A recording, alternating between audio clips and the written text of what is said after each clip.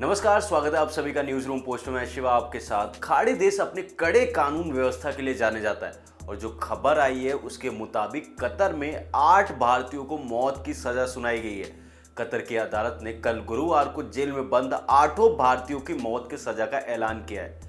8 भारतीय नागरिकों को विदेशी जमीन पर मौत की सजा सुनाए जाने के बाद भारत ने कहा कि वह इस फैसले से बेहद स्तब्ध है और इस मामले में सभी कानूनी विकल्पों पर विचार कर रहा है। पर सवाल उठता है कि आखिर ये 8 भारतीय कौन है और कतर में कर क्या रहे थे और कब से जेल में बंद हैं। दरअसल कतर की अदालत ने जिन 8 भारतीयों को मौत की सजा सुनाई है वे सभी भारतीय नौसेना के पूर्व अधिकारी रह चुके हैं। ये 8 नौसेना के पूर्व अधिकारी पिछले साल यानी कि अगस्त 2022 से ही कतर की जेल में बंद है। हालांकि उनका क्या गुनाह है अब तक यह पता नहीं चल पाया।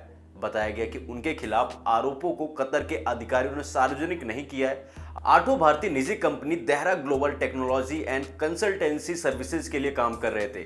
कतर में भारत के राजदूत ने इसी साल के अक्टूबर में जेल में इन कर्मियों से मुलाकात की थी।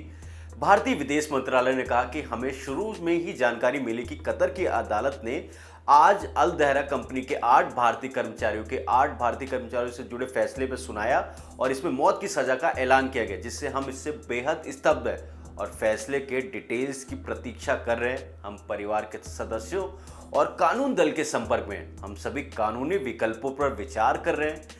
विदेश मंत्रालय ने आगे कहा कि हम इस मामले को बहुत महत्व देते हैं और इस पर बारीकी से नजर रखे हुए हम सभी काउंसलर और कानूनी सहायता देना जारी रखेंगे।